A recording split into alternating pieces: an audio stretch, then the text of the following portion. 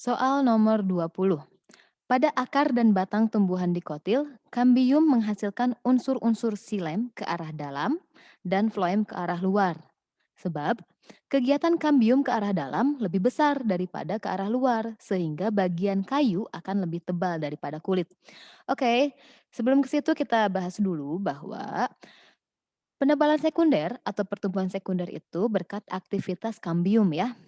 Nah, ada dua jenis. Kalau yang di antara dua berkas pembuluh disebut kambium intervaskuler ya. Nah, kalau misalkan di antara silem dan floem, kita sebut dengan kambium intravaskuler. Perannya pun berbeda. Kalau intervaskuler dia akan membentuk jari-jari empulur. Nah, kalau misalkan yang kambium intravaskuler, kalau ke arah dalam, ini, ini kambiumnya, ke arah dalam dia akan membentuk silem sekunder, ke arah luar dia akan membentuk floem sekunder. Nah, terus-terusan maka akan terbentuklah kayu karena melebar ya. Nah, ini kayu yang sering kita lihat. Nah, ini kayu. Kalau kulit kayu, nah batas antara kayu dengan kulit kayu adalah kambium. Yang ini, gitu ya. Jadi kalau kayu itu sebenarnya apa sih? Sebenarnya penumpukan dari silem. Silemnya silem primer atau sekunder? Nah, mayoritas silem sekunder ya. Kalau kulit kayu, nah kita lihat batasnya kan kambium nih. Kambium ke sana, ini kambium ke arah luar. Berarti kulit kayu ada apa aja? Ada floem ya, floem sekunder, paling ujung primer gitu ya.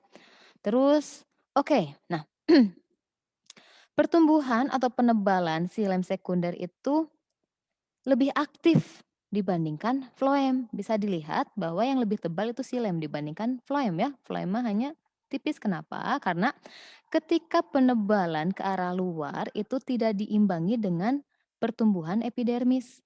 Kebayang ya? Terus-terusan membelah, tapi bagian luar itu kayak menahan gitu.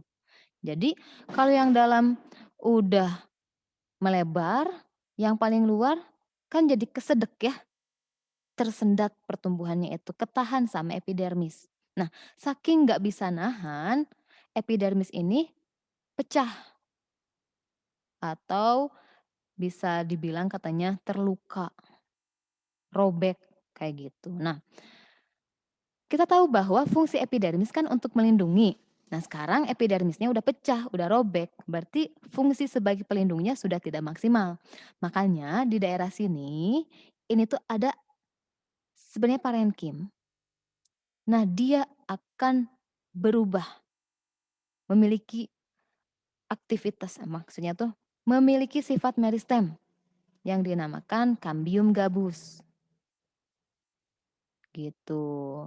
Kambium gabus nanti akan membentuk jaringan gabus, fungsinya untuk melindungi ya, jadi pengganti epidermis, kayak gitu.